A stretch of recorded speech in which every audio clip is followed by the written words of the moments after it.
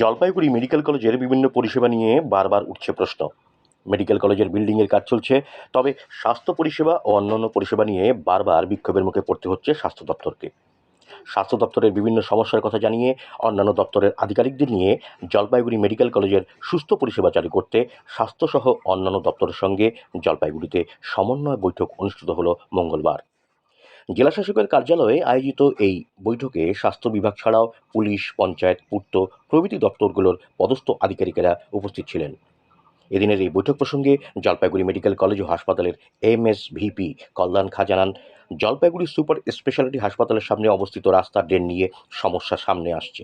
পাশাপাশি super speciality হাসপাতালের মর্গটিকে অত্যাধুনিক শীততাপ নিয়ন্ত্রিত যন্ত্র বসিয়ে নতুন করে চালু করার কাজ চলছে। তিনি আরও জানান, এদিনের এই বৈঠক সফল হয়েছে, অতি দ্রুত সমস্যাগুলোর সমাধান করা হবে বলে আশা রাখছি।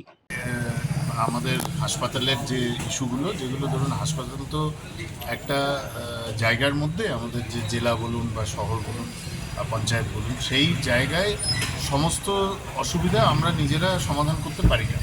হাসপাতালের নিজস্ব কিছু সীমাবদ্ধতা আছে।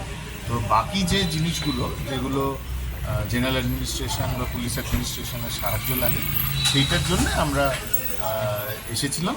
সেই নিয়ে খুবই সদর্থক কথা হয়েছে। আশা করা যায় যে আগামী দিনে সেগুলো সমস্যার সমাধান হবে।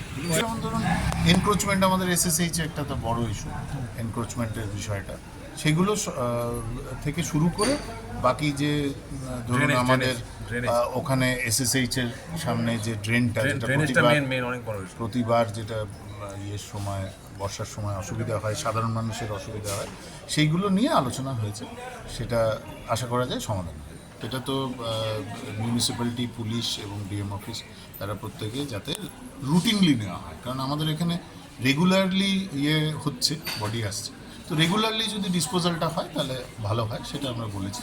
আর দ্বিতীয় হচ্ছে যে আমাদের যে তিস্তার সময় যে বডিগুলো আমাদের এখানে এখনও রয়েছে আনক্লেম বডি, সেইগুলোর বিষয়ে কিন্তু DM অফিস ভীষণ রকম আমাদের সাহায্য করেছিলেন।